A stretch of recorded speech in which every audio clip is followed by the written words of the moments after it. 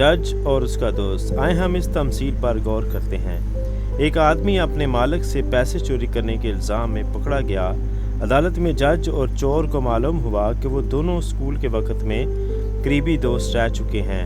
یہ معاملہ جج کے لیے دشواری کا باعث ٹھہرا۔ اس کے سامنے کھڑا شخص چوری میں پکڑا گیا۔ جج اور ملزم دونوں ایک بہت قریبی دوست تھے۔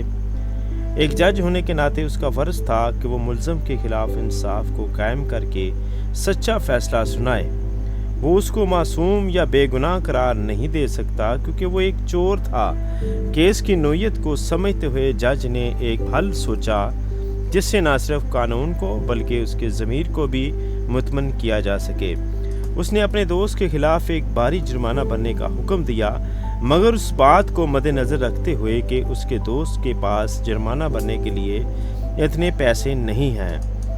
جج نے اپنی جیب سے اس کا یہ جرمانہ بھر دیا تاکہ اس کا دوست اس جرم سے رہا ہو سکے۔ تصور کریں کہ اس کا دوست کتنا شکر گزار ہوگا۔ دوستو، ہم اس تمثیل پر غور کرنے کے بعد اس نتیجہ پر پہنچے کہ بالکل اسی طرح واقعہ وارد ہوا جب خدا نے یسوع مسیح کی صلیب پر قربانی سے ہمارے گناہوں کی قیمت ادا کی اور اس سے چھٹکارا دلایا۔ یوحنا کی انجیل اس کا باب نمبر 3 آیت نمبر 16 اور باب نمبر 5 آیت نمبر 24، رومیو باب نمبر 5 آیت نمبر 8 اور باب نمبر 6 آیت نمبر 23۔ اب سوال یہ پیدا ہوتا ہے کہ کیا ہم نے خدا کے اس تحفے کو قبول کیا اور اس کے ہمیشہ شکر گزار ہیں؟